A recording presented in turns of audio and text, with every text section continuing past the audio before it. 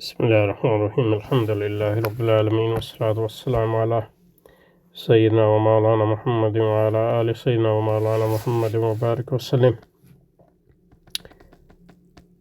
اللهم ربنا أرنا الحق حقا وارزقنا اتباعه وأرنا الباطل باطلا وارزقنا اجتنابه. اللهم أرنا حقائق الأشياء كما هي وصلى وسلم على سيدنا ومولانا محمد وآله وصحبه وأزواجه وذريته أجمعين برحمتك يا أرحم الراحمين آمين آمين یا رب العالمین. تو یہ اسلامی انقلاب کے 5ویں شمارے کے لیے جو مضامین ہیں ان کی پروف ریڈنگ کر رہا تھا، تو میں نے کہا یہ آخری 2-3 بار پہلے کر چکا ہوں، یہ آخری اس کی پروف ریڈنگ ہے. تو اس کو میں نے سوچا پڑھ ہی لیں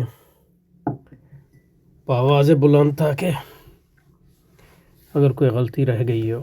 اور اس کا ایک فائدہ یہ بھی ہو سکتا ہے کہ اگر آپ حضرات جو ہے اس کوئی املا کی غلطی دیکھیں یا کسی دوسری غلطی کو دیکھیں تو وہ تبصرہ جات میں اس کی طرف اشارہ کر دیں. تو یہ مضمون ہے کیا اسلامی انقلابی ریاستی جدوجہد لا حاصل ہے. مصنفین کے نام ہے ابتدائیہ. آج سامراجی اسلامی ریاستوں کے قیام کی وجہ اسلامی ریاستوں کے قیام کی وجہ سے خائف ہے. اس کی وجہ یہ ہے کہ ہم نے دور حاضر میں 3 اسلامی ریاستیں ایران، افغانستان اور یمن جہادی اور انقلابی جدوجہد کے ذریعے قائم کر دی ہیں، اور سامراج ان علاقوں سے ایک پٹے ہوئے کتے کی طرح فرار ہونے پر مجبور ہو گئے. میرا خیال ہے یہاں میں نہیں ہونا چاہیے، ایران، افغانستان اور یمن، یا میں ہو بھی سکتا ہے. تو اس کی وجہ یہ ہے کہ ہم نے دور حاضر میں 3 اسلامی ریاستیں، تو ان کے نام لکھ دیں. ٹھیک ہے، 3 اسلامی ریاستیں ایران، افغانستان اور یمن، یہ نہیں، 3 اسلامی ریاستیں جہادی اور انقلابی جدوجہد کے ذریعے قائم کر دی ہیں، اور سامراج ان علاقوں سے ایک پٹے ہوئے کتے کی طرح فرار ہونے پر مجبور ہو گیا. ایران اور افغانستان میں مجاہدین اسلام نے امریکی، روسی اور یورپی سامراج کو عسکری شکستوں سے دوچار کیا ہے، اور اسلامی ریاستوں کے معاشی اور ثقافتی زندگی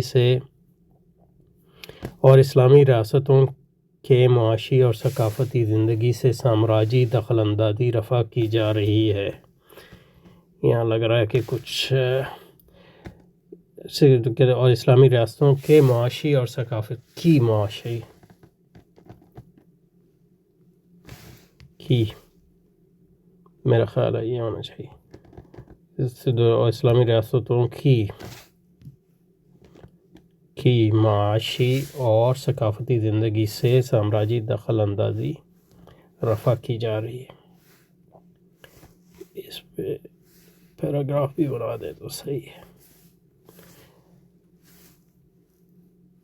اچھا جی، اسلامی جہادی انقلابی اور اصلاحی تحریکیں کئی ممالک میں پھل پھول رہی ہیں، اور مخلصین دین کی صفوں میں اسلامی ریاست قیام کی خواہش عام ہے. اس خواہش کا اظہار کبھی جمہوری اقدام کے ذریعے ہوتا ہے، کبھی انقلابی عمل کے ذریعے، اور کبھی جہادی کارروائیوں کے ذریعے. لیکن میرا خیال ہے یہاں جو ہے کوما لگا دے تو اچھا ہے. لیکن ہر صورت میں اس کا مقصد سامراجی تغلب سے نجات حاصل کرنا ہوتا ہے. لہذا کوئی تعجب کی بات نہیں کہ سامراج اپنے نظاماتی تحفظ کے لیے اسلامی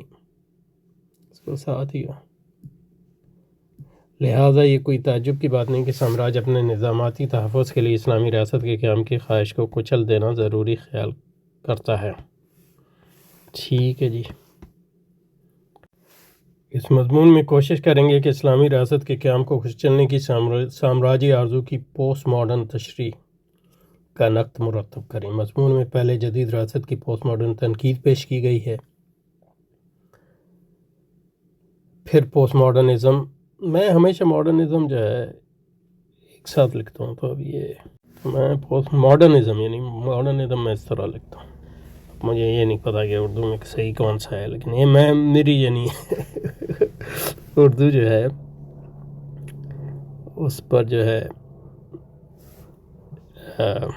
اس پہ میرا جو طریقہ ہے وہ انٹیوٹیو ہے. یعنی جو حالانکہ مطلب اہل زبان میں سے نہیں ہے، لیکن یہ کیونکہ کراچی میں پلے بڑے ہیں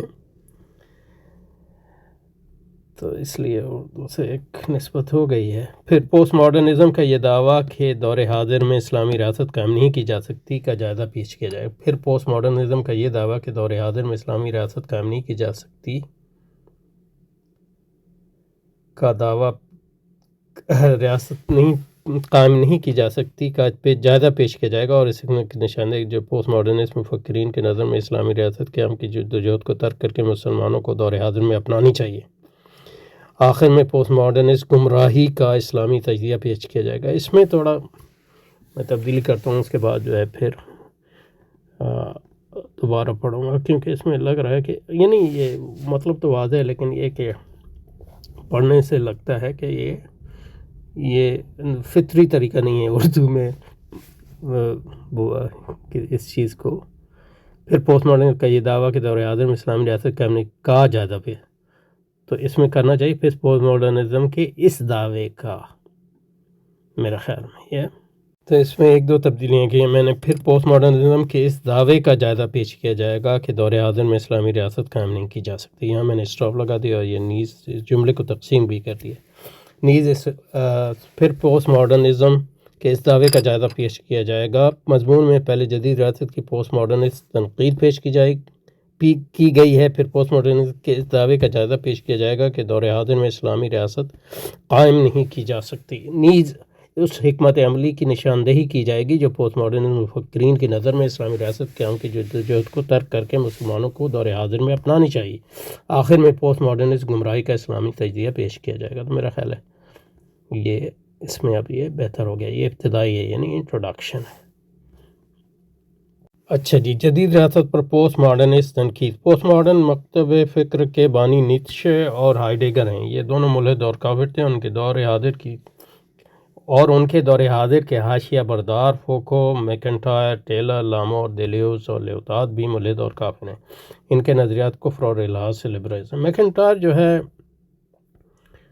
وہ کیتھولک عیسائی ہو گیا تھا، تو یعنی ذرا کفر تو ہے، عیسائیت بھی کفر ہے، اس کو ملحد کہنا یہ مجھے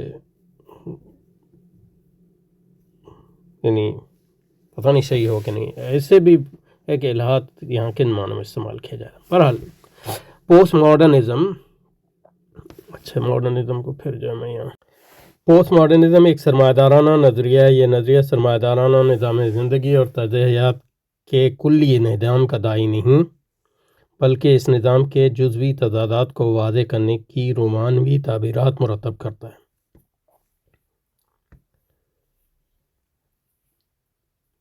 یہ صحیح ہے، یہ نہیں، یہ جزویت ہے پوسٹ ماڈرنزم میں، لیکن تمام پوسٹ ماڈرنسٹ رومانوی ہوں یا نہ ہوں یہ محل نظر ہو سکتا ہے، لیکن یہ کوئی اہم وہ نہیں ہے۔ پوسٹ ماڈرنزم ایک سرمایہ دارانہ نظریہ ہے۔ یہ نظریہ سرمایہ دارانہ نظام زندگی اور طرز حیات کے کلی نظام کا داعی نہیں، بلکہ اس نظام زندگی کے جزوی تضادات کو واضح کرنے کی رومانوی تعبیرات مرتب کرتا ہے، اور ان تعبیرات کی روشنی میں سرمایہ دارانہ نظام کی اصلاح کاری ضروری نہیں ہے، کیونکہ اصلاح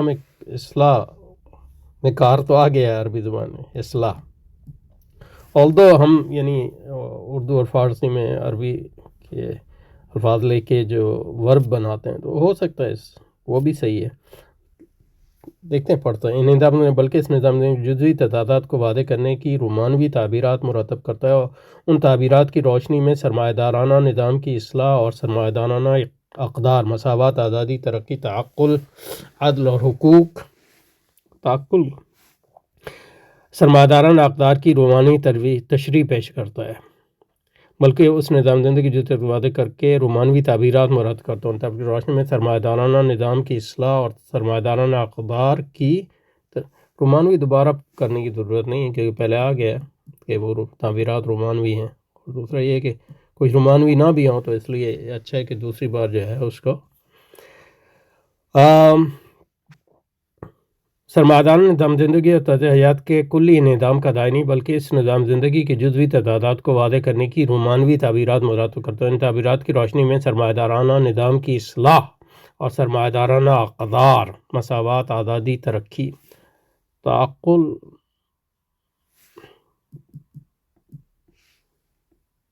ریشنلٹی ہونا چاہیے، ریشنلٹی اقدار، مساوات، آزادی، ترقی، ریشنلٹی، عدل اور حقوق کی تشریح پیش کرتا ہے۔ بقول ٹیلر پوسٹ ماڈرنزم مغربی تہذیب کا وفادار نظریہ اس کے عالمی تغلب کو برا نہیں سمجھتا، تغلب بشرطے کہ اس میں دیگر تہذیبوں کو ضم کرنے کی گنجائش پیدا کی جاتی رہے۔ تو یہ بھی مطلب کچھ پوسٹ ماڈرنسٹ چاہتے ہوں گے، کچھ نہیں۔ تو اس میں تمام پوسٹ ماڈرنسٹ سرمایہ داری کے اصلاح کار ہیں، یہاں کار ضروری ہے، اصلاح کار ہیں، اور ان میں سے بیشتر سامراج کے حلیف اور مداح بھی ہیں۔ ٹھیک ہے، ایکسلنٹ۔ کچھ پوسٹ ماڈرنسٹوں کی رائے میں ریاست جدید دور کی تعمیر ہے۔ اب یہ مجھے نہیں پتا کون سے پوسٹ ماڈرنسٹ ہیں جو یہ کہتے ہیں، کیونکہ مطلب بنیادی طور پہ میں جس پوسٹ ماڈرنسٹ کو جانتا ہوں وہ ہے فوکالٹ کو، تو اچھی طرح جانتا ہوں اس کے کام کو، اور میکنٹائر کو بھی جانتا ہوں اس کے کام کو، ٹیلر کو بھی جانتا ہوں، لامور کو بھی پڑھا ہے، ڈیلیوز کو بہت پرانا پڑھا تھا، اس کے بعد بہت زیادہ پڑھا نہیں ہے اس کو۔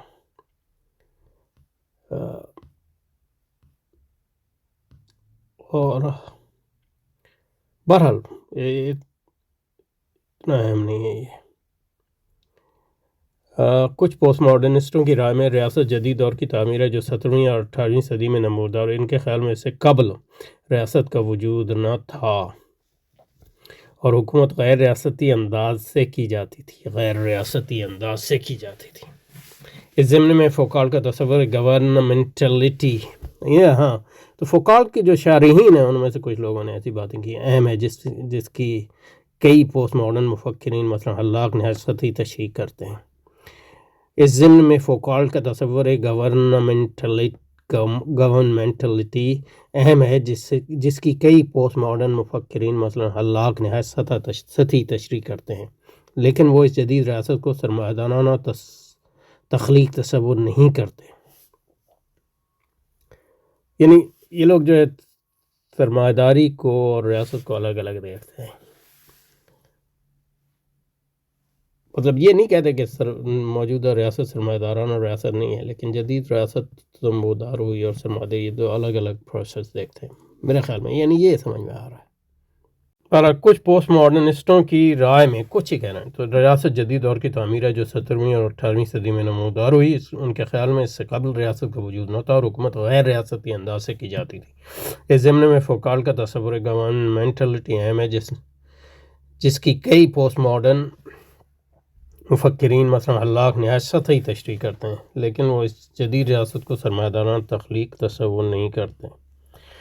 ریاست کے جدید تخلیق ہونے کا تصور پیش کرنے کی دو وجوہات ہیں۔ ریاست اپنے معیارات تصور خیر و شر خود تخلیق کرتی ہے، یعنی ریاست جو ہے سوورن ہے، انہی معنوں میں سوورن یعنی آزاد ہے۔ کس سے آزاد ہے؟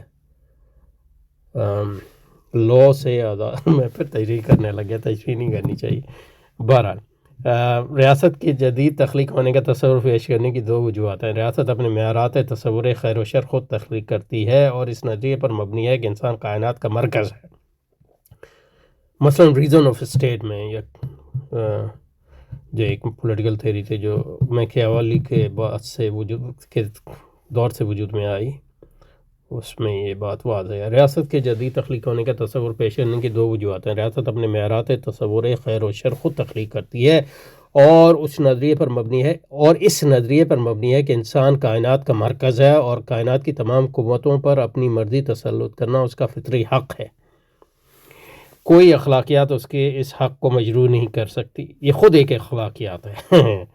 جدید ریاست خود مختاری کا دعویٰ کرتی ہے، ان معنوں میں سوورنٹی، سوورنٹی بھی پازیٹیو اور نیگیٹو سوورنٹی ہے۔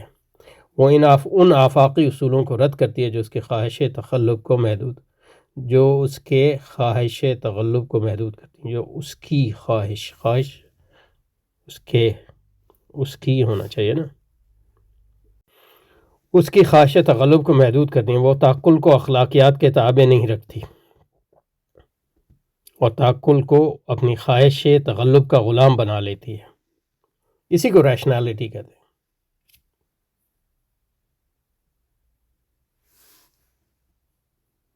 یہ لکھ دیتا ہوں۔ جدید ریاست خود مختاری کا دعویٰ کرتی ہے، وہ ان آفاقی اصولوں کو رد کرتی ہے جو اس کی خواہش تغلب کو محدود کرتی ہیں، یہ کرتے ہیں۔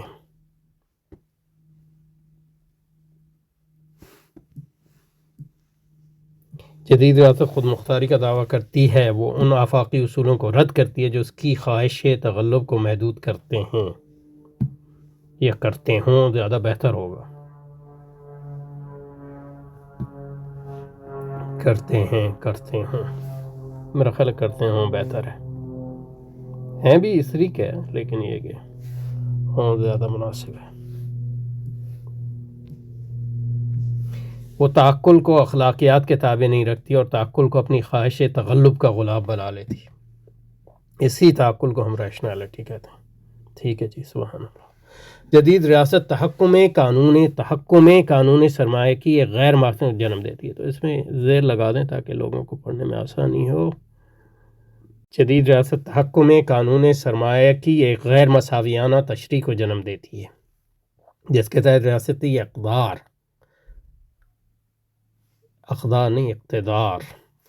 مقننہ کے ہاتھوں سے سلب کر لیا جاتا ہے اور جمہوریتیں استبدادی ہو جاتی ہیں، جہاں انتظامیہ کے پاس قوت مرکوز ہوتی رہتی ہے۔ ایک غیر مساوی تشریح کو جنم دیتی ہے، جس کے تحت ریاستی اقتدار مقننہ کے ہاتھوں سے سلب کر لیا جاتا ہے، کیونکہ جو سرمایہ جمع کر رہے ہیں ان کی یعنی ان دا لانگ رن آج یہ ہو گیا، اور جمہوریتیں استبدادی ہوتی جاتی ہیں۔ اس کا یہ مطلب نہیں ہے کہ وہ لبرل نہیں رہتی، لیکن لبرل استبداد بھی ایک چیز ہے، جمہوری استبداد بھی ایک چیز ہے۔ جمہوریتیں استبدادی ہوتی جہاں انتظامیہ کے پاس قوت مرکوز ہوتی رہتی ہیں، وہ انتظامیہ جو ہے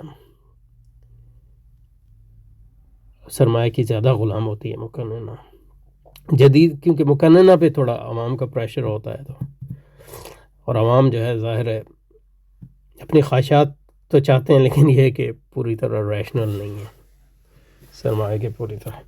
جدید ریاست کیونکہ ریشنل بننے کے لیے آپ کو ایجوکیشن تو جدید ریاست تو اس لیے بیوروکریسی ہے اور انتظامیہ ساری بیوروکریسی ہے۔ جدید ریاست ایسے شہری پیدا کرتی ہے، پیدا یہاں ہونا چاہیے تھا اور کرتی ہے کو الگ ہونا چاہیے، جو خیر خواہی کی طرف فطرتاً مائل نہیں ہوتے۔ جدید ریاست ایسے نہ گروہی زندگی کو فروغ دینے کی کوشش کرتے ہیں، کیونکہ انفرادیت آتی ہے۔ خیر خواہی سے مراد صرف ان اعمال کا فروغ ہو جاتا ہے جو سرمایہ دارانہ نظام کے مساویانہ تقاضوں کو پورا کرتے ہیں، تو یہ بیوروکریسی کا کام ہے۔ عوام تو اس خیر خواہی تک بھی نہیں پہنچ سکتے۔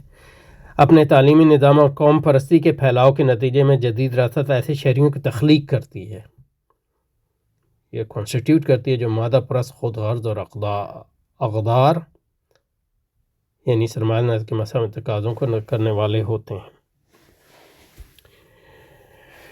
نہ گروہی زندگی فروغ دیں۔ خیر خواہی سے مراد صرف ان اعمال کا فروغ ہو جاتا ہے جو سرمایہ دارانہ نظام کے مساویانہ تقاضوں کو پورا کرتے ہیں۔ اپنے تعلیمی نظام اور قوم پرستی کے پھیلاؤ کے نتیجے میں جدید ریاست شہریوں کی تخلیق کرتی ہے جو مادہ پرست، خود غرض اور اقدار کو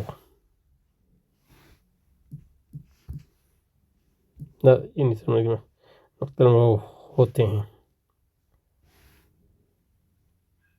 ہو جاتے ہیں، کرنا چاہیے، ہوتے بھی صحیح ہے۔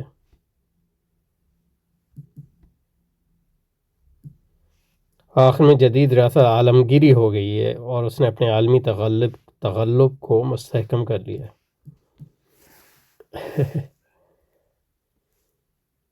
اس کو دوبارہ پڑھ لیں، کافی کمپیکٹ۔ جدید ریاست تحکم قانون سرمایہ کی غیر مساویانہ تشریح کو جنم دیتی ہے، جس کے تحت ریاستی اقتدار مقننہ کے ہاتھوں سے سلب کر لیا جاتا ہے اور جمہوریتیں استبدادی ہو جاتی ہیں، جہاں انتظامیہ کے پاس قوت مرکوز ہوتی رہتی ہے۔ جدید ریاست ایسے شہری پیدا کرتی ہے جو خیر خواہی کی طرف فطرتاً مائل نہیں ہوتے، نہ گروہی زندگی کو فروغ دینے کی کوشش کرتے ہیں۔ خیر خواہی سے مراد صرف ان اعمال کا فروغ ہو جاتا ہے جو سرمایہ دارانہ نظام کے مساویانہ تقاضوں کو پورے کرتے ہیں۔ اپنے تعلیمی نظام اور قوم پرستی کے پھیلاؤ کے نتیجے میں جدید ریاست ایسے شہریوں کی تخلیق جاری رکھتی ہے جو مادہ پرست، خود غرض اور اقدار کو نظر انداز کرنے والے ہو جاتے ہیں، اور آخر میں جدید ریاست عالمگیری ہو گئی ہے اور اس نے اپنے عالمی تغلب کو مستحکم کر لیا ہے۔ جدید ریاست عالمگیری ہو گئی ہے کا مطلب یہ ہے کہ ریاست تو عالمگیری نہیں ہوئی ہے لیکن یہ ہے کہ نظام عالمگیری ہو گیا، تو اس نے ریاست کو جو ہے کمزور کر دیا ان معنوں میں، سوائے امریکہ کے، کیونکہ وہ عالمی سرمایہ کی اصل ریاست ہے۔ اس میں اصل میں بعض جگہوں پہ ڈاکٹر صاحب کی تحریر جو ہے ہاتھوں سے لکھی ہوئی ہے، اس کو سمجھنا بڑا مشکل ہوتا ہے، تو اس لیے پھر اس کو ریکنسٹرکٹ کیا، اس کے بعد اضافے اس پہ ہم کرتے ہیں، لیکن یہ کہ اصل میں انہی کی تحریر ہے جو لکھی ہوئی ہے۔ تو یہ باقی تو سے یہ جو ہے اس لیے بڑا کمپیکٹ ہے، تو اس میں لیکن عمومی مطلب واضح ہے۔ اچھا، عالمگیریت وہ قوت ہے جو پوسٹ ماڈرنسٹ کے مطابق ایک اسلامی ریاست کے وجود کو ناممکن بناتی۔ کیسے؟ کیونکہ اسلامی ریاست قیام اس بات پر منحصر ہے کہ سرمایہ دارانہ ریاستیں اس کو تسلیم کر لیں۔ ظاہر مثلاً جیسے ایران اور افغانستان کیا اور یمن، ان کا کیا مسئلہ ہے؟ مسئلہ یہی ہے کہ گھری ہوئی ہیں سرمایہ دار ریاستوں کے اندر، تو ان کی سروائیول جو ہے بہت مشکل ہے۔ آج عالمگیری اثرات مقامی زندگی میں داخل ہونے کی صلاحیت رکھتے ہیں، اسی کو لوکلائزیشن کہتے ہیں۔ گلوبلائزیشن اور لوکلائزیشن ایک ہی سکے کے دو رخ ہیں۔ معاشی روابط اور تعلقات سرحدوں کو منہدم کر رہے ہیں۔ نیو لبرلزم بھی میں ایک لفظ کے طور یعنی نیو لبرلزم عالمی معاشی نظام کو تشکیل کر رہا ہے، ریاست عالمی نظام میں پیوست کی جا رہی ہے جو ریاستی خود مختاری یعنی ساورنٹی کو محدود کرتی ہے۔ اب ظاہر ہے کہ ہر ریاست کی ساورنٹی کو ایک ہی حد تک محدود نہیں کرتی۔ اب ظاہر ہے جو ریاستیں طاقتور ہیں ان کی ساورنٹی کو کم اور اس طرح، لیکن ایک ریاست اس سے جو ہے مستثنیٰ ہے، وہ امریکی ریاست ہے، کیونکہ وہ سرمایہ کی ریاست ہے۔ اور اب جو ہے چین بھی اس ضمن میں آنے کی کوشش کر رہا ہے۔ سود اور سٹے کیونکہ یہ مفعول بھی ہے نا، سود اور سٹے یا کی مارکیٹوں کی گرفت، سود اور سٹے کی مارکیٹ کی گرفت عالمی ہو گئی ہے اور ان کی کارفرمائی تمام ریاستوں پر محیط ہے۔ تو اصل جو چیز غالب ہے وہ یہ مارکیٹیں ہیں، سود اور سٹے کی مارکیٹیں، اور وہ ساری ریاستوں پر مسلط ہو رہی ہیں۔ امریکی ریاست بھی مسلط ہو گئی ہیں، لیکن یہ کہ امریکی ریاست سے ان کا جو تعلق ہے وہ مختلف ہے، کیونکہ وہ سرمایہ کو ریاست چاہیے، تو وہ ریاست جو سرمایہ کی ہے وہ امریکی ہے، تو گو کہ امریکی ریاست پر بھی حاوی ہیں، لیکن یہ کہ امریکی ریاست کو مکمل طور پہ مغلوب بھی نہیں کر سکتے، کیونکہ امریکی ریاست جو ہے وہ ان کو چاہیے اپنی حفاظت کے لیے اور اپنی عالمگیریت کو مسلط کرنے کے لیے دوسروں پر۔ تو ریاست عالمی سرمایہ دارانہ نظام میں پیوست کی جا رہی ہے جو ریاستی خود مختاری یعنی ساورنٹی کو محدود کرتی ہے۔ سود اور سٹے کی مارکیٹوں کی گرفت عالمی ہو گئی ہے، ان کی کارفرمائی تمام ریاستوں پر محیط ہے، اور ان مارکیٹوں کی پشت پناہی الگ لکھ دیتا ہوں میں، پشت پناہی عالمی سرمایہ دار ریاستیں ہیں، اور ان مارکیٹوں کی پشت پناہ عالمی سرمایہ دار ریاستیں جنہوں نے عالمی معاشی اداروں IMF، WIPO، WTO اور IMF اور بین الاقوامی معاشی قانون میں نیو لبرل ترمیمات ذریعے ایک ایسا عالمی معاشی نظام تھا جس سے باہر نکلنا ناممکن تصور کیا جاتا ہے۔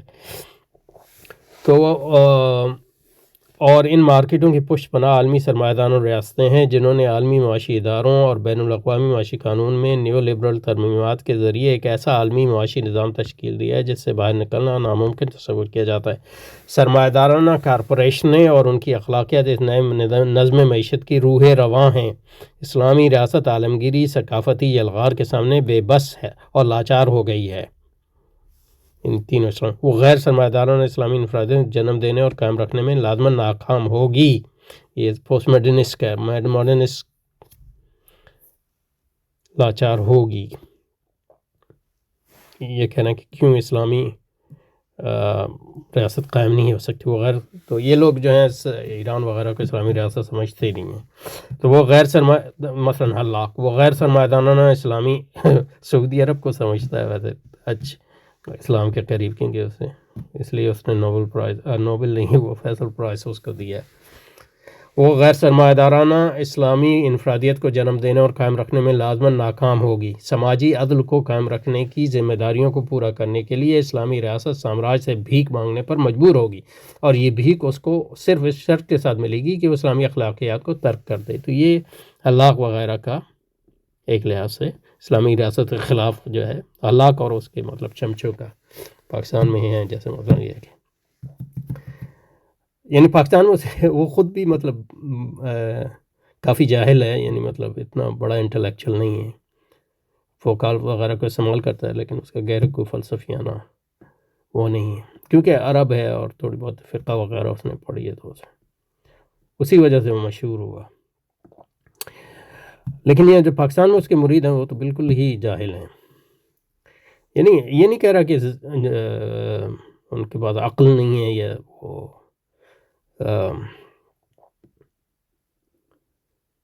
اس کے قابل نہیں ہے، لیکن یہ کہ کیونکہ پڑھتے وڑھتے نہیں ہیں اور یعنی مبادیات کسی بھی یعنی ریاست پہ اگر آپ لکھنا چاہیں تو اس کے لیے مبادیات ہیں، ان کا آنا آپ کو ضروری ہے. اگر وہ نہیں پڑھیں گے تو پھر اپنے زور قلم سے اور امیجنیشن سے کتنا آپ کر سکتے ہیں، یہ مسئلہ ہے. اس کے اسی طرح مطلب اصول فقہ پڑھے بغیر جو ہے آپ قرآن حدیث پڑھے بغیر جو ہے فقہی مسائل پہ بات شروع کرتے ہیں، تو اسی طرح کی بات ہے یہ. تو سماجی عدل کو قائم رکھنے کی ذمہ داری پر اسلامی سامراج سے بھیک مانگنے میں جو اور بھی یہ بھیک اس کو صرف اس شرط کے ساتھ ملے گی کہ وہ اسلامی اخلاقیات کو ترک کر دے. ٹھیک ہے. اسلامی ریاست کیوں قائم نہیں ہو سکتی؟ یہ پوسٹ ماڈرنسٹ نظریہ. اب دیکھتے ہیں، مجھے اس پہ تقریباً 8-10 بار پڑھا ہے اس کو، ملک کے کافی اضافے بھی کیے ہیں، لیکن یہ کہ اب یاد نہیں کہ کیا کہا آگے. لیکن اوپر بھی انہوں نے وجہ تو بتا ہی دی ہے، ایک وجہ تو بتا دی ہے، تو دوسری وجہ شاید ہوگی. اس سوال کا جواب دینے کے لیے پوسٹ ماڈرنسٹ مفکرین کو اپنے مفروضہ اسلامی ریاست خود بیان کرنی چاہیے. یہ کام کسی پوسٹ ماڈرنسٹ نے نہیں کیا، نہ ٹیلر نے، نہ مکنٹائر نے، نہ روٹی نے. ہو سکتا ہے حلاق نے کیا ہو، لیکن وہ ایسا پوسٹ ماڈرنسٹ مفکر تو نہیں ہے. مطلب یہ کہ ان کا خوش چین ہے، جو کہ اس کا ثبوت ہے کہ وہ اس بحث میں شمولیت کو حاصل سمجھتے ہیں. لیکن جیسے جیسے اسلامی ریاستیں قائم ہو رہی ہیں اور مسلمان اسلامی ریاستوں کے احیاء کی جدوجہد میں دلچسپی لے رہے ہیں، یہ بچ جاتا ہے لے رہے ہیں، ویسے ویسے سامراج کو احساس ہو رہا ہے کہ پوسٹ ماڈرنزم لیکن جیسے جیسے اسلامی ریاستیں قائم ہو رہی ہیں اور مسلمان اسلامی ریاستوں کے احیاء کی جدوجہد میں دلچسپی لے رہے ہیں، ویسے ویسے سامراج کو احساس ہو رہا ہے کہ پوسٹ ماڈرنزم کے منہج کے ذریعے اس خطرے کا مقابلہ کیا جا سکتا ہے. چنانچہ امریکی فوج سے منسلک ایئر بس کمپنی نے وائل حلاق کو، جو کہ ایک لبنانی عیسائی ہے، جہاں تک میری معلومات ہے وہ فلسطینی ہے، اور میں نے اس کی تبدیل بھی کیا تھا لبنانی سے، لیکن ڈاکٹر صاحب نے پھر فلسطینی کر دیا ہے، تو مجھے یہ نہیں پتا کہ میں کیا کروں ہو سکتا ہے ان کو پتہ ہو یہ نہیں، تو میں اس لیے میرا خیال ہے اس کو لکھ دوں ایک عرب عیسائی ہے، ٹھیک ہے نا، تاکہ اس بات کو نیوٹرل رکھ دیں. وائل حلاق کو، جو کہ ایک عرب عیسائی ہے، اس کام کے لیے رقوم فراہم کی. چنانچہ امریکی فوج سے منسلک ایئر بس کمپنی نے وائل حلاق کو اس کام کے لیے رقوم فراہم کی. ہم ذیل میں حلاق کا تصور اسلامی ریاست بیان کرتے ہیں. تو مطلب یہ کہ حلاق نے بیان کی ہیں، لیکن یہ کہ جو اصل پوسٹ ماڈرنسٹ ہیں، یعنی مغربی پوسٹ ماڈرنسٹ ہیں، جن کا یہ خوشچی ہیں، انہوں نے نہیں بیان کی اس مضمون کے مطابق. چنانچہ امریکی فوج سے منسلک ایئر بس کمپنی نے وائل حلاق کو اس کام کے لیے رقوم فراہم کی ہیں. ہم ذیل میں حلاق کا تصور اسلامی ریاست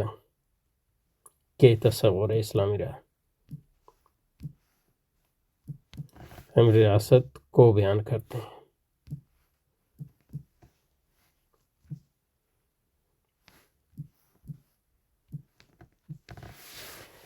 ویسے ہم نے احساس ہو رہا ہے کہ پوسٹ ماڈرنزم کے منہج کے ذریعے اس خطرے کا مقابلہ کیا جا سکتا ہے۔ چنانچہ امریکی فوج سے منسلک ایئر بس کمپنی نے وائل ہلاک کو جو ایک عرب عیسائی ہے اس کام کے لیے رقوم فراہم کی ہیں۔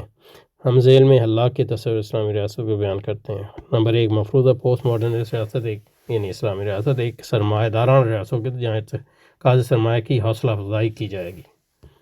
ریاست قیام کا بنیادی مقصد غریبوں کو امداد پہنچانا ہوگا، یعنی فلاحی ریاست ہوگی۔ یہ ہلاک کا حقوق العباد کا محدود تصور ہے۔ وہ عمل صالح کے معنی صرف غریبوں کو امداد فراہم کرنے کے افعال تک محدود رکھتا ہے، یعنی اور اس قسم کے افعال جس سے مطلب یہ ہے کہ سرمایہ داری کو کوئی زد نہ پہنچے، جیسے مطلب یہ ہے کہ قطر والے ہیں آج کل۔ ریاست کے قیام کا بنیادی مقصد غریبوں کو امداد پہنچانا ہوگا۔ یہ اللہ کا حقوق العباد کا تصور ہے، محدود تصور۔ وہ عمل صالح کے معنی صرف غریبوں کو امداد فراہم کرنے کے افعال تک محدود رکھتا ہے اور اس محدود حقوق العباد کی فراہمی کو حقوق اللہ کی ادائیگی کا مکمل ذریعہ سمجھتا ہے، یعنی مفروضہ اسلامی ریاست سوشل ڈیموکریٹک ہوگی۔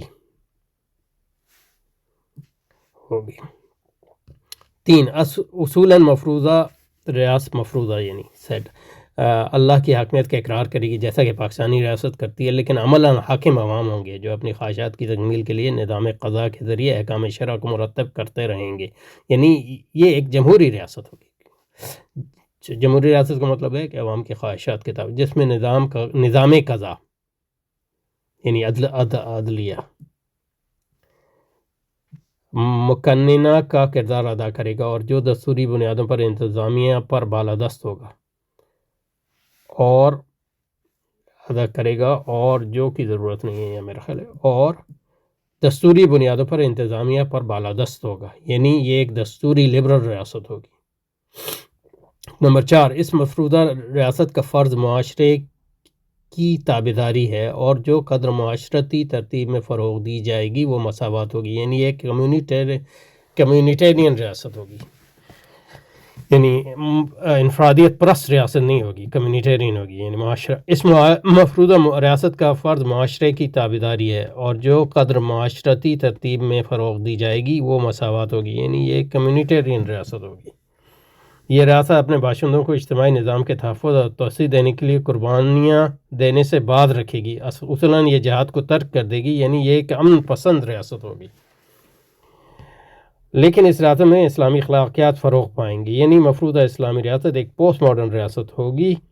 یہ سرمایہ داری، جمہوریت، دستوریت، مساوات، کمیونٹیزم کے ایک نئے ملغوبے میں اسلامی اخلاق کے تحلیل کو ممکن بنانے کی تجویز ہے جو نہ شرع مطہرہ کی تعلیمات سے کوئی مطابقت رکھتی ہے، نہ یہ اسلام کی 1200 سال میں قائم شدہ ریاستوں کی تاریخی حقیقت سے کوئی لگا کھاتی ہے۔ تو یعنی مطلب جو پہلے کہا گیا تھا کہ پوسٹ ماڈرنزم جو ہے سرمایہ داری میں جزوی اصلاح کرتا ہے، تو یہ اسلام کے ذریعے جو ہے سرمایہ داری میں ایک جزوی اصلاح اور دوسری تہذیبوں کا جو مقام ہے۔ پوسٹ ماڈرن مفکرین یہ ثابت نہیں کر سکتے کہ دور حاضر میں ایک غیر خود مختار ریاست قائم نہیں ہو سکتی۔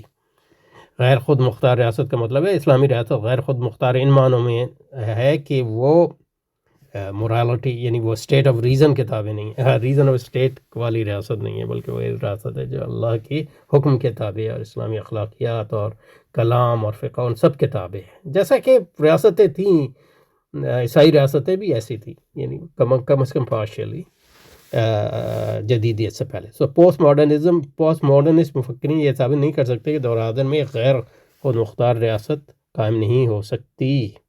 پوسٹ ماڈرنسٹ مفکرین یہ ثابت نہیں کر سکتے کہ دور حاضر میں ایک غیر خود مختار ریاست یعنی سوورن غیر خود مختار ریاست قائم نہیں ہو سکتی جہاں قانون یا عوام یا سرمایہ کی حاکمیت تسلیم نہ کی جائے گی، جہاں قانون یا عوام یا سرمایہ کی حاکمیت تسلیم نہیں کی جائے گی۔ یہ اسلامی بلکہ حکم صرف اللہ کے لیے مخصوص ہوگا اور اس نے حکم دیا ہے کہ اس کے سوا کسی دوسرے کے حکم کی اطاعت نہ کی جائے۔ اعوذ باللہ من الشیطان الرجیم ما تعبدون من دونه الا اسماء سمیتموها انتم وآباؤکم ما انزل أنزل الله بها من سلطان إن الحكم إلا لله أمر ألا تعبدوا إلا إياه ذلك الدين القيم ولكن أكثر الناس لا يعلمون۔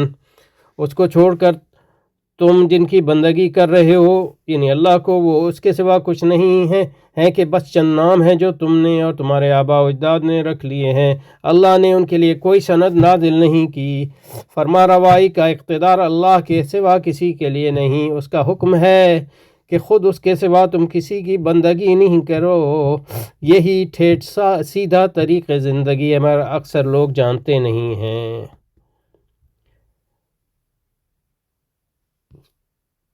تو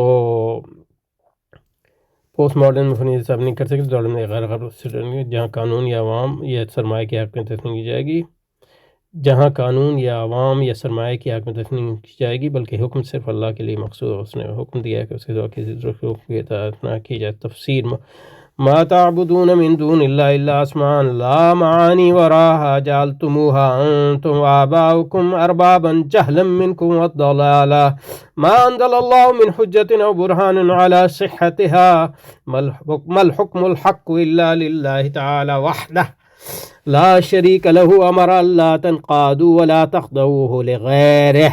یہ تعبدو کا ترجمہ انہوں نے کیا ہے، وَأَن تَعْبُدُوهُ وَحْدَهُ وَهَذَا هُوَ الدِّينُ الْقَيِّمُ الَّذِي لَا عِوَجَ فِيهِ وَلَكِنَّ أَكْثَرَ النَّاسِ يَجْهَلُونَ ذَلِكَ فَلَا يَعْلَمُونَ حَقِيقَتَهُ یا اس کو جاننا نہیں چاہتے۔ التفسیر المیسر والصادق ملخصاً۔ تفسیر، یہ جن کی تم اللہ تعالیٰ کے سوا عبادت کرتے ہو محض ایسے نام ہیں جن کے پیچھے کوئی حقیقت نہیں، جن کو تم نے اور تمہارے باپ دادا نے محض اپنی جہالت گمراہی کی بنا پر معبود بنا لیا۔ اللہ نے ان کے صحیح ہونے پر کوئی دلیل یا برہان نازل نہیں فرمائی۔ حکم حق، سچی حکمرانی تو صرف اللہ ہی کے لیے ہے، وہ یکتا ہے، اس کا کوئی شریک نہیں۔ اس نے حکم دیا ہے کہ تم اس کے سوا کسی کے آگے نہ جھکو، نہ سرنگو ہو، نہ کسی اور کی اطاعت کرو اور صرف اس کی عبادت کرو۔ یہی ہے وہ دین قیم جو بالکل سیدھا، اس میں کوئی کجی نہیں، لیکن اکثر لوگ اس حقیقت کو نہیں جانتے۔ تفسیر میسر اور سعدی کا خلاصہ۔ سعدی اصل میں بڑی زبردست تفسیر ہے، مطلب یہ ہے کہ جب اس کو لوگ اتنا اس کی اہمیت نہیں جانتے۔ امین سعودی عرب وغیرہ میں تو ہے اس کی اہمیت، لیکن باہر کے لوگ وہ سمجھتے ہیں کہ مطلب یہ وہابی ہے تو سارے ایک ہی جیسے ہیں۔ نہیں، وہ بڑے عالم ہیں، کیونکہ امین شنقیطی کے شاگرد ہیں۔ امین علامہ امین شنقیطی کے شاگرد ہیں۔ تو شریعت کے تحکم کو تحکم قانون سے مماثل گرداننا اس لیے غلط ہے کہ فقہا شریعت کی تخلیق نہیں کرتے۔ شریعت کے تحکم کو تحکم قانون سے مماثل گرداننا اس لیے غلط ہے کہ فقہا شریعت کی تخلیق نہیں کرتے، جیسے کہ امام خمینی نے خود فرمایا، کیونکہ ان کا تذکرہ آ رہا ہے اس لیے میں کہتا ہوں۔ وہ اس کی اطاعت کرتے ہوئے اس کے احکام کی تشریح کرتے ہیں، یہی فقیہ کا کام ہے۔ جیسے کہ امام خمینی رحمۃ اللہ علیہ نے فرمایا کہ فقیہ رسول پاک صلی اللہ علیہ وآلہ وسلم کا مطیع ہوتا ہے، کوئی عوامی نمائندہ نہیں ہوتا۔ اس طرح والدین و اساتذہ اور رسول پاک کہ جانشینوں کی اطاعت دراصل اللہ کی اطاعت ہے، کہ تمام درست اطاعتیں اللہ کی اطاعت کا حصہ ہیں۔ اسی لیے اسلامی ریاست میں کوئی مقننہ نہیں ہوگی، کیونکہ یہ تو اللہ کا حق ہے، اور فقہا جو ہے وہ مقنن نہیں ہوتے، وہ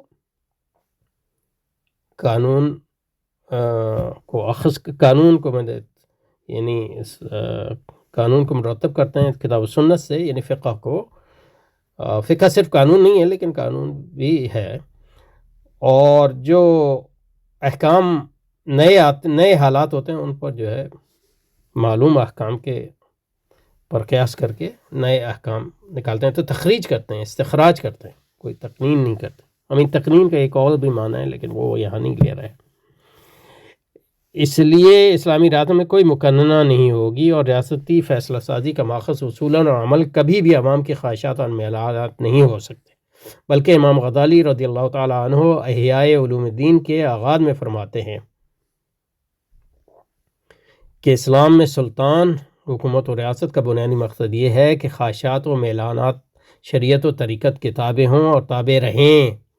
امام فرماتے ہیں کہ اسی لیے سلطان کو فقیہ کی تابعداری لازم ہے کہ فقیہ علم نہ کہ خواہشات نفسانی کی بنیاد پر فیصلے کرتا ہے، اور فقیہ کامل عارف باللہ بھی ہوتا ہے، جیسے کہ امام غزالی نے احیاء میں واضح فرمایا۔ اس لیے امام خمینی رحمۃ اللہ علیہ فرمایا کرتے تھے کہ جو فقیہ نہ ہو وہ فقیہ کیسے ہو سکتا ہے۔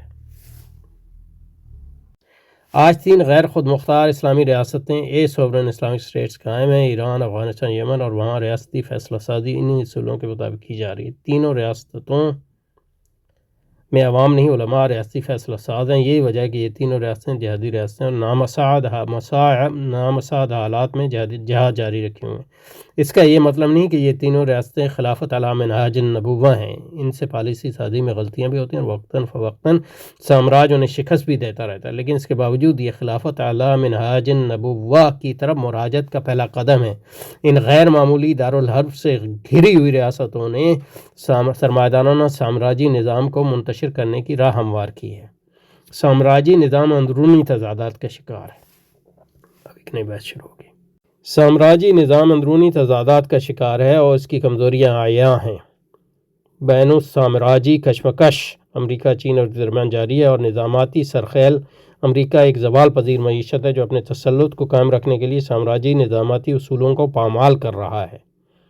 اسی لیے وہ WTO اور UNDP کو تباہ کر رہا ہے۔ سامراج کا کلیدی نظریہ آزاد تجارت کا فروغ ہے، اور ٹرمپ نے اپنی محصولاتی پالیسی کے ذریعے آزادانہ تجارتی نظام کو تباہ کر دیا ہے۔ پھر امریکی مرکزی بینک کی پالیسیوں کے تحت عالمی سود اور سٹے کے بازاروں میں بحرانوں کے پیدا ہونے کا خطرہ بڑھ رہا ہے۔ سرکاری اور نجی قرضوں کے پہاڑ کھڑے ہو گئے ہیں، عالمی پیداواری رسدی زنجیریں ٹوٹ رہی ہیں۔ ماحولیاتی بحران جو جاہلی علمیت نے پیدا کیا ہے وہ عالمی نظاماتی تباہی کا پیش خامہ ثابت ہو سکتا ہے۔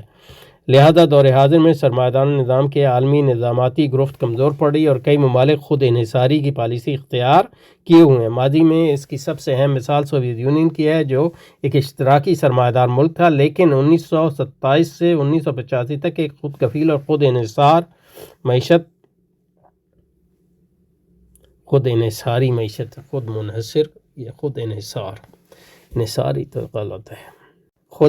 معیشت چلاتا رہا، اور اس دور میں اس نے اتنی شاندار ترقی کی کہ دوسری جنگ عظیم کا اصل فاتح اور دوسری سب سے بڑی عسکری قوت قرار پایا۔ دور حاضر میں جو ممالک خود انحصاری اور خود کفالت کی پالیسی اختیار کیے ہوئے ہیں ان میں سب سے نمایاں ایران، افغانستان اور یمن ہیں، لیکن ان میں اشتراکی سرمایہ دار ممالک کیوبا، وینزویلا اور استبدادی سرمایہ دار ممالک روس، بیلاروس اور شمالی کوریا بھی شامل ہیں۔ ایران اور افغانستان نے اپنے اوپر لگائی گئی پابندیوں کے باوجود ترقی کی ہے۔ ایران کی ٹیکنالوجیکل ترقی کا یہ عالم ہے کہ اس نے 2025 میں امریکہ اور اسرائیل کے خلاف جنگ اپنے بل بوتے پر جیتی۔ افغانستان 3 سال کے قلیل عرصے میں معاشی استحکام اور معاشرتی عدل قائم کرنے میں کامیاب ہو گیا ہے۔ افغان اقتصادی معاشرتی گروپ نے مندرجہ ذیل پالیسیوں کی نشاندہی کی ہے جن کو اپنا کر اسلامی ریاستیں خود انحصاری پر مبنی معاشی نظام تعمیر کر سکتی ہیں۔ افغان اقتصادی معاشرتی گروپ نے مندرجہ ذیل پالیسیوں کی نشاندہی کی ہے جس کو اپنا کر اسلامی ریاستیں خود انحصاری پر مبنی معاشی نظام تعمیر کر سکتی ہیں۔ منصوبہ بندی اسلامی ریاستوں کی مارکیٹوں میں سامراج نے اپنے دور اقتدار میں سرمایہ دارانہ اقدار کو فروغ دیا ہے۔ ان سرمایہ دارانہ اقدار کو اکھاڑ پھینکنے کے لیے ضروری ہے کہ ریاست اپنا تحکم مارکیٹوں پر قائم کرے۔ اس کے بغیر سرمایہ دارانہ اخلاقیات کی معاشی زندگی پر گرفت کو کمزور نہیں کیا جا سکتا۔ منصوبہ بندی کے ذریعے پیداواری اور خدمتی اداروں کے لیے پیداوار، دولت افزائی، ملازمتوں اور اجرتوں کے اہداف مقرر کیے جائیں۔ یعنی منصوبہ بندی کے ذریعے میرا خیال ہے کر دیں تاکہ واضح ہو جائے۔ منصوبہ بندی کے ذریعے پیداواری اور خدمتی اداروں کے لیے پیداوار، دولت افزائی، ملازمتوں اور اجرتوں کے اہداف مقرر کیے جائیں۔ پیداواری اور خدمتی اداروں کی منصوبہ بندی کے لیے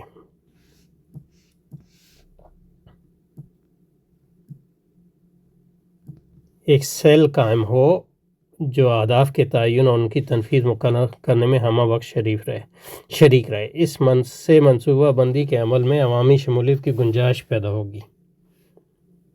اس سیل کے ذریعے ہر ادارے کے ہر منصوبہ بندی کے یونٹ میں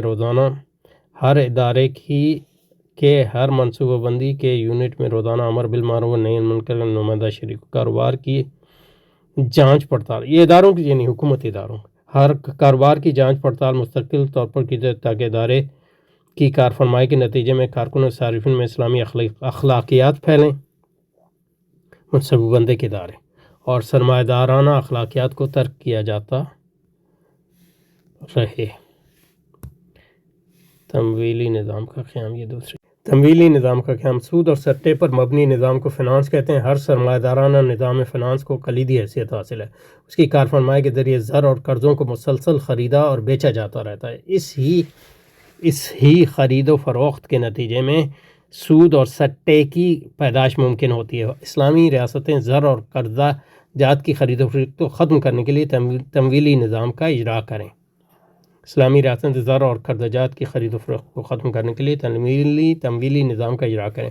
اس تمویلی نظام کے تحت زر کی تمام رصد ہر ریاست کی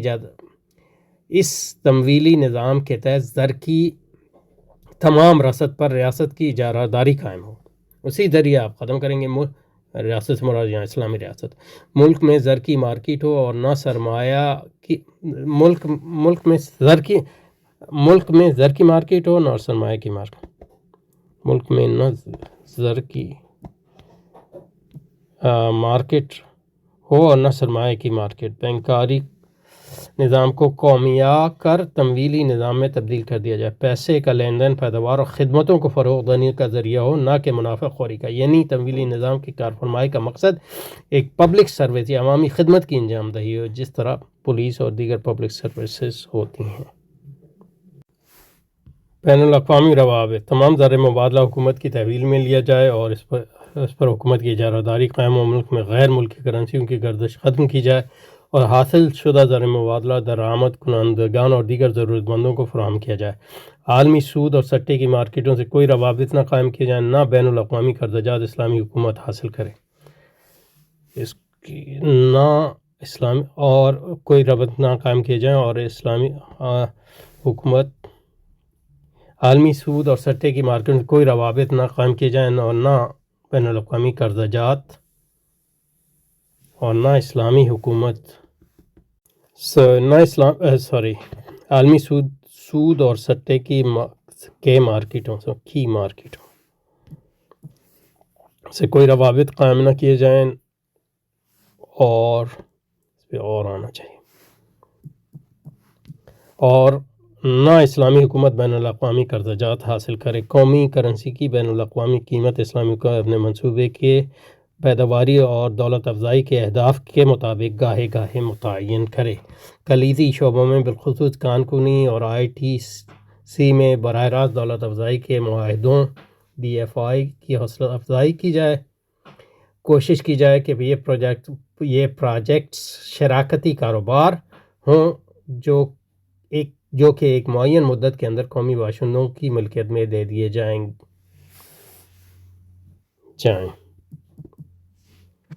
معاہدے BOT پارٹنرشپ ماڈل نوعیت کے ہوں، بوٹ کہتے ہیں، بوٹ ان ممالک سے خصوصی روابط، اس کی تشریح آگے آئے گی، بوٹ ان ممالک سے خصوصی روابط برقرار رکھے جائیں جو سرمایہ دارانہ نظم تحکم سے باہر ہیں۔ روس، بیلاروس، وینزویلا، کیوبا، نکاراگوا، شمالی کوریا وغیرہ۔ ان ممالک سے ایسے تجارتی اور ترسیلی زر کے معاہدے کیے جائیں جو اسلامی ضوابط کے پابند ہوں۔ ہماری رائے میں یہ تمام قابل تنفیذ عمل ہیں اور ان کو اپنا کر آپ ایک اسلامی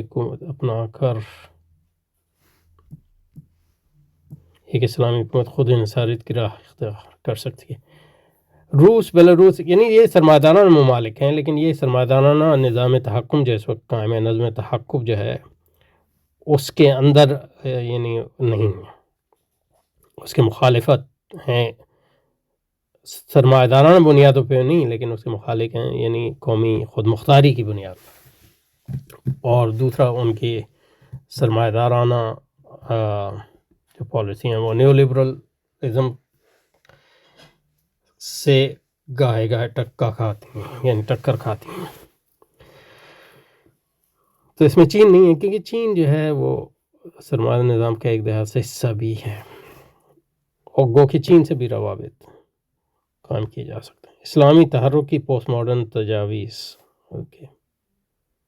اسلامی تحرک کی پوسٹ ماڈرن اللہ کی رائے میں مسلمانوں کو قیام راست کی جدوجہد ترک کر دینی چاہیے. اس کی جگہ چھوٹی چھوٹی مقامی میرا خیال ہے یہ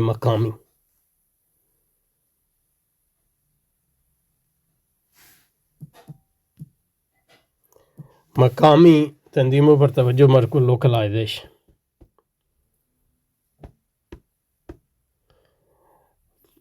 یعنی مقامی کا متبادل تو نہیں ہے، لیکن مقامی کا تو لوکل ہوگا، لیکن اس کی تو جو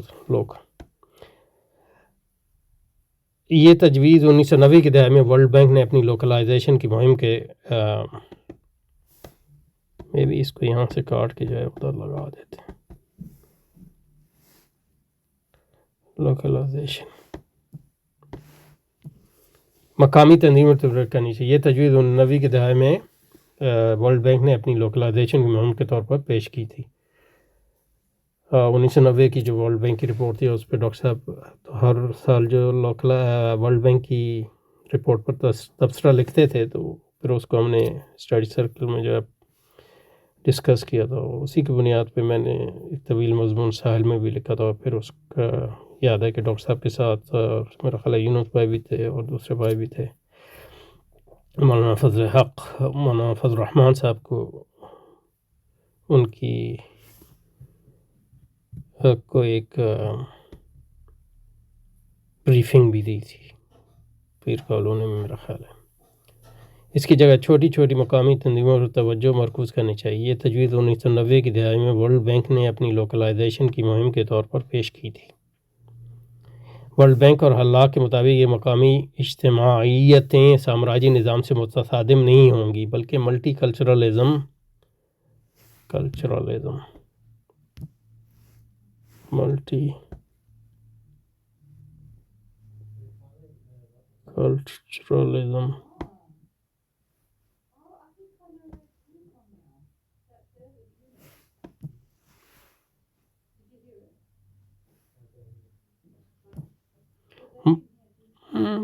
میرا خیال ہے اس کو کلچرلزم ہی رہنے دیں.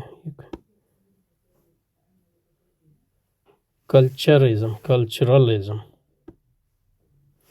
بلکہ ملٹی کلچرلزم اور رد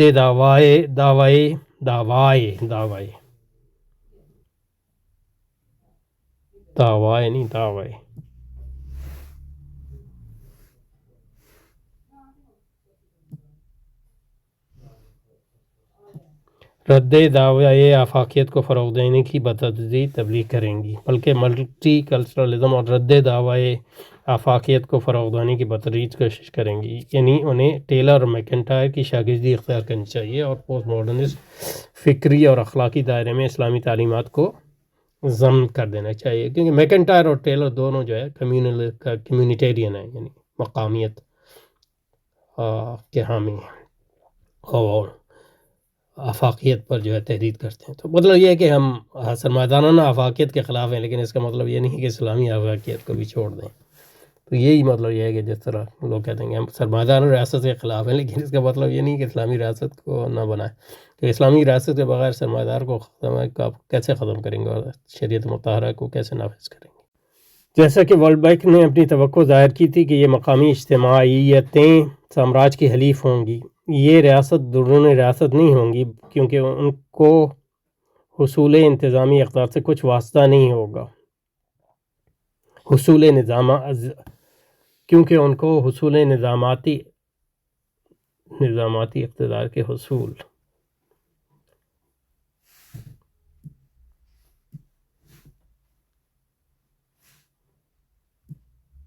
جیسا کہ ورلڈ بینک نے اپنی توقع ظاہر کی تھی. اپنی کا کیا اپنی یہاں ضرورت ہے. جیسا کہ ورلڈ بینک نے توقع ظاہر کی تھی، اپنی کی ضرورت نہیں ہے. جیسا کہ ورلڈ بینک نے توقع ظاہر کی تھی کہ یہ مقامی اجتماعیتیں سامراج کی حلیف ہوں گی. یہ ریاست درون ریاست نہیں ہوں گی کیونکہ ان کو نظاماتی اقتدار کے حصول سے کچھ واسطہ نہیں ہوگا، اور یہ سرمایہ کو اس لیے قبول کریں گی کیونکہ پوسٹ ماڈرنسٹ فکر کا عمومی دھارا بھی کلی نظاماتی تغیر سے بحث نہیں کرتا. جیسا کہ ورلڈ بینک نے توقع ظاہر کی تھی کہ یہ مقامی صرف کے ہوں گی، یہ ریاست درون نہیں ہوں گی کیونکہ ان کو سے کچھ واسطہ نہیں ہوگا. نیز یہ سرمت کو اس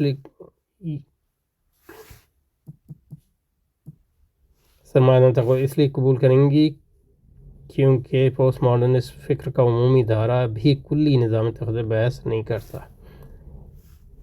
بلکہ اس نظاماتی کل یعنی سرمایہ سامراج کے وجود کو دائمی اور غیر متبدل تسلیم کرتا ہے. لہذا دنیا میں کبھی بھی کوئی پوسٹ ماڈرن ریاست قائم ہوئی ہے، نہ ہو سکتی ہے. نہ کوئی سیاسی اشرافیہ پوسٹ ماڈرن مابعد و طبیعت و اخلاقیات کو اپنا سکتے ہیں، اور لہذا دنیا میں کبھی بھی کوئی پوسٹ ماڈرن ریاست قائم ہوئی ہے. لہذا دنیا میں کبھی بھی نہ کوئی پوسٹ ماڈرن ریاست قائم ہوئی ہے، نہ ہو سکتی ہے. نہ کوئی سیاسی اشرافیہ پوسٹ ماڈرن مابعد طبیعت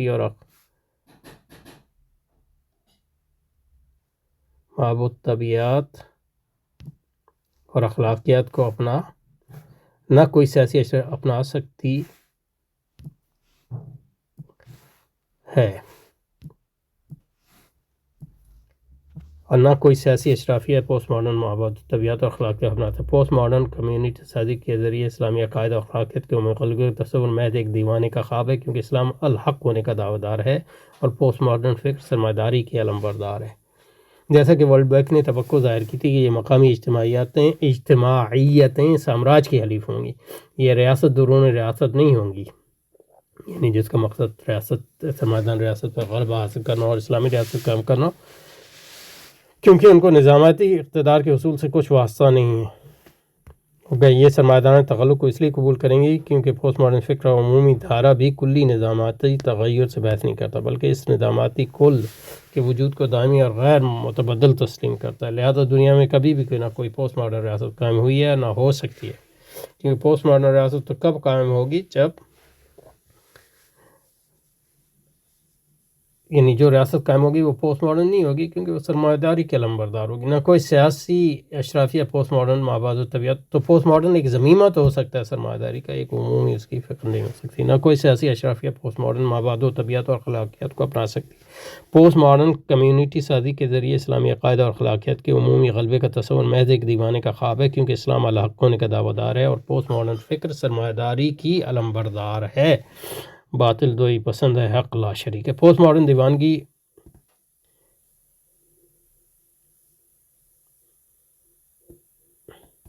پوسٹ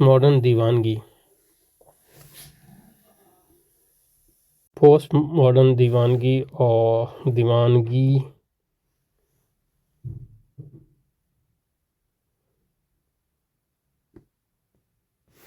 جدوجہد کی ضرورت نہیں ہے. پوسٹ ماڈرن دیوانگی نیم خواندہ اسلامی دانشوروں کو تو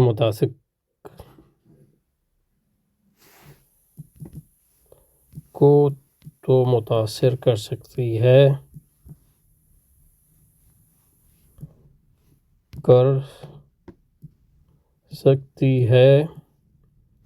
لیکن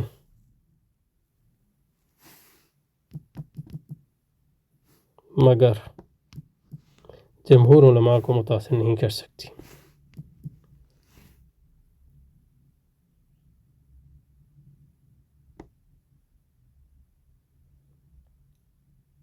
لیکن پوسٹ ماڈرنسٹوں کی ریاستی جدوجہد کے ضمن میں اٹھائی ہوئی بحث علماء کے ایک گروہ کو یقیناً متاثر ہے. پوسٹ ماڈرن دیوانگی نیم خاندان اسلامی دانشوروں کی مدد کرتے ہیں مگر جمہور علماء مدد نہیں. لیکن پوسٹ ماڈرنسٹوں کی ریاستی جدوجہد کے ضمن میں اٹھائی ہوئی بحث علماء کے ایک گروہ کو یقیناً متاثر۔ پوسٹ ماڈرنسٹ غیر مغربی تہذیبوں کی پرکشش تصویریں مرتب کرتے ہیں۔ مثلا اللہ نے تاریخ اسلامی کی جو رومانوی مثالیاتی تشریح پیش کیا وہ علماء کو اس میٹھے زہر کو قبول کرنے پر آمادہ کر سکتی ہے، کیونکہ علماء عموماً پوسٹ ماڈرن فکر کے سامراجی سرمایہ دارانہ نظامتی پیوستگی سے واقف نہیں۔ پوسٹ ماڈرنزم ایک سرمایہ دارانہ نظریہ ہے جو دنیا کے تمام مذاہب تہذیبوں کو سرمایہ دارانہ طرز حیات میں ضم کرنے کی جستجو کر رہا ہے۔ پوسٹ ماڈرن دیوانگی نیم خواندہ اسلامی دانشوروں کو تو متاثر کر سکتی ہے، جمہور علماء کو متاثر نہیں کر سکتی، لیکن پوسٹ ماڈرنسٹوں کی ریاستی جدوجہد کے ضمن میں اٹھائی ہوئی بحث علماء کے ایک گروہ کو یقیناً متاثر کر سکتی ہے۔ پوسٹ ماڈرنسٹ غیر مغربی تہذیبوں کی پرکشش تصویریں مرتب کرتے ہیں۔ مثلا اللہ نے تاریخ اسلام کی جو رومانوی مثالیاتی تشریح پیش کی ہے وہ علماء کو اس میٹھے زہر کو قبول کرنے پر آمادہ کر سکتی ہے، کیونکہ علماء عموماً پوسٹ ماڈرن فکر کی سامراجی سرمایہ دارانہ نظاماتی پیوستگی سے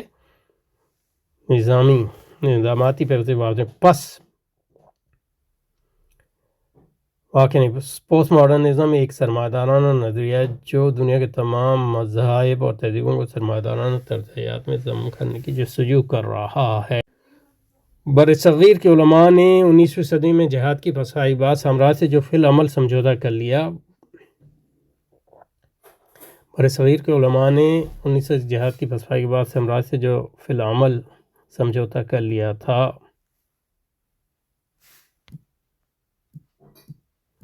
وہ آج تک اس سمجھوتے کی پاسداری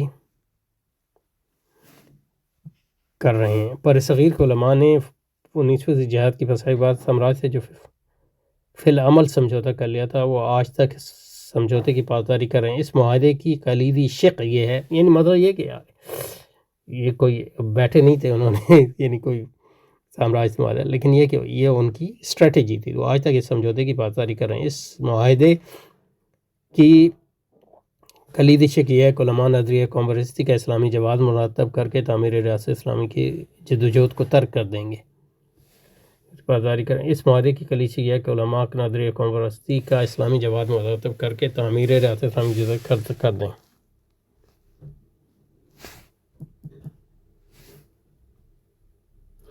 یعنی مثلا یہ کہ پاکستان ایک سامراجی ریاست ہے، سامراج نہیں بنائی ہے تو اس میں اس کو اسلامی ریاست سمجھ لیں، تو اس میں پھر پاکستانی ریاست کو جب اسلامی سمجھ لیا تو اس میں اسلامی ریاست کا قیام تو کوئی وہ نہیں ہے، صرف یہ کوئی اصلاح جو ہے ہوگی، تو اس طرح جو ہے سرمایہ داری کو کوئی زد نہیں آئے گی، کیونکہ اگر پاکستان ایک اسلامی ریاست بن جائے تو سرمایہ داری کے لیے بڑا خطرہ ہے۔ پاکستان ایران کے ساتھ ملا ہوا ہے اس کے، اور مطلب ہندوستان میں پاکستان سے زیادہ مسلمان، پھر بنگلہ دیش میں پورا ایک برصغیر ہے۔ اس کے عوض سامراج مسلم معاشروں میں اسلامی علمیت اور روحانیت پھیلاؤ کے لیے جگہ خالی چھوڑ دے گا، یعنی ان پر قدغن نہیں لگائے گا، گو کہ وہ بھی سامراج نے تو اپنی عیسائیت کی پاسداری نہ کی اور اپنی ریاستوں اور NGOs کے ذریعے اسلامی علمیت اور روحانیت کا پھیلاؤ تنگ سے تنگ تر کرنے کی جستجو جاری رکھی ہوا ہے، لیکن وہ علماء عموماً ابھی تک قیام ریاست اسلامی کی جدوجہد میں شمولیت کو شک کی نظر سے دیکھتے ہیں، کہ وہ سمجھتے ہیں کہ اس کے نتیجے میں جو اسلام کا اصلاحی کام ہو رہا ہے وہ بھی برباد ہو جائے گا۔ اس لیے مطلب شیخ محمود الحسن شیخ الہند کو دیوبند سے نکالا گیا تھا، اور عبید اللہ سندھی وغیرہ کو علماء کی اور اسی لیے مولانا مودودی کی بھی مخالفت ہوئی بنیادی طور پہ۔ علماء کی صفوں میں یہ رائے عام ہے کہ دور حاضر میں اقامت دین کا فریضہ انجام ادا کرنے کے لیے قیام ریاست اسلامی کی جدوجہد کو مقدم تصور کرنا اسلام کی ایک نئی بدعتی تعبیر ہے۔ علماء تبلیغ اور تعلیم کو جہاد اور انقلاب کا متبادل سمجھنے لگے اور سمجھتے ہیں کہ مسلمان قوم پرست دہریہ ریاستوں کو اسلامایا جا سکتا ہے۔ علماء تبلیغ اور تعلیم کو جہاد اور انقلاب سمجھنے لگے اور سمجھنے لگے کہ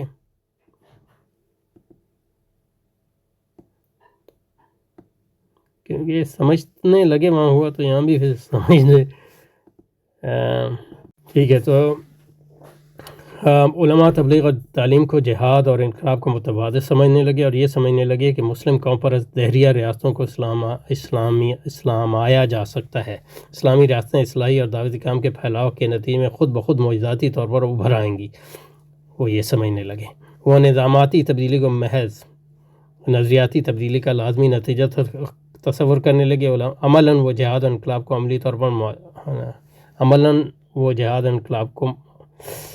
عملی طور پر معطل مؤخر کرنے کا حال ہو گیا۔ عملاً وہ جہاد اور انقلاب کو معطل اور مؤخر کرنے کے قائل ہوگا۔ علماء یہ بھول گئے کہ عملاً وہ جہاد و انقلاب کو معطل اور مؤخر کرنے کے قائل ہو گئے۔ علماء یہ بات بھول گئے کہ سامراجی غلبے سے قبل بر صغیر کی 500 سالہ تاریخ میں ہمیشہ ایک مستحکم اسلامی ریاست ہی دعوتی اور اصلاحی کام کی پشتنائی کرتی رہی تھی۔ دعوتی اور اصلاحی کام انقلابی اور جہادی کام کا متبادل نہیں، جہادی اور انقلابی عمل سے مربوط ہے۔ دعوتی اور اصلاحی کام انقلابی متبادل نہیں، جہادی اور انقلابی عمل سے مربوط ہے۔ جب تک علماء نے دور حاضر میں قیام ریاست اسلامی کی جدوجہد کو ریاست اسلامی کی جدوجہد کی اولویت کو نہ پہچانا اور دعوتی سرگرمیوں کو انقلابی جدوجہد سے منسلک نہ کیا، اس وقت تک نہ دعوتی کام محفوظ رہے گا، نہ انقلابی جدوجہد آگے بڑھ سکے گی۔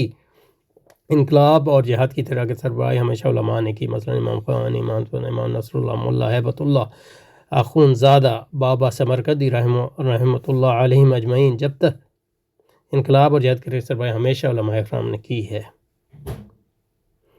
جب اسلامی ریاست کام ہو جاتی ہے تو اقتدار علماء کے ہاتھ میں آ جاتا ہے۔ یہ بات تینوں اسلامی ممالک میں قیام ریاست اسلامی سے ثابت ہے۔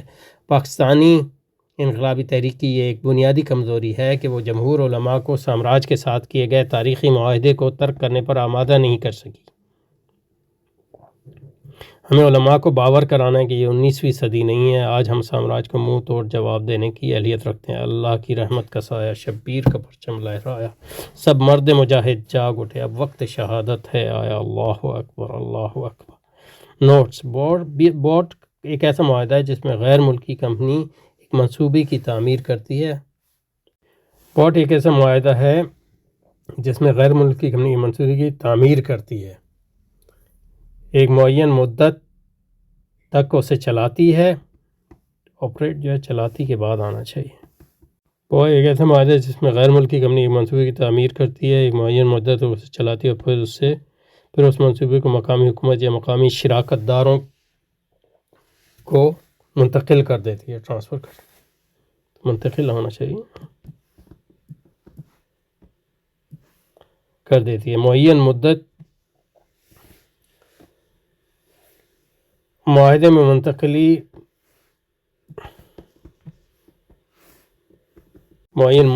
منتقلی کی ایک واضح اور مقررہ تاریخ ہونی چاہیے۔ یہ مدت اتنی ہونی چاہیے کہ غیر ملکی سرمایہ کار کو مناسب منافع حاصل ہو جائے اور مقامی شراکت داروں کو منصوبے کو کامیابی سے چلانے کے لیے مہارت اور تجربہ حاصل ہو جائے۔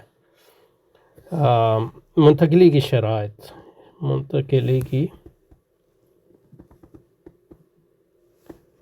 معاہدے میں یہ وعدہ ہونا چاہیے کہ منتقلی کے وقت اثاثوں کی حالت کیا ہوگی اور مقامی عملے کی تربیت کس سطح پر مکمل ہو چکی ہوگی۔ ٹھیک ہے جی، سبحانک اللہم و بحمدک، نشہد ان لا الہ الا انت، نستغفرک و نتوب الیک، وصلی وسلم علی سیدنا مولانا محمد و علی آل سیدنا مولانا محمد وبارک وسلم۔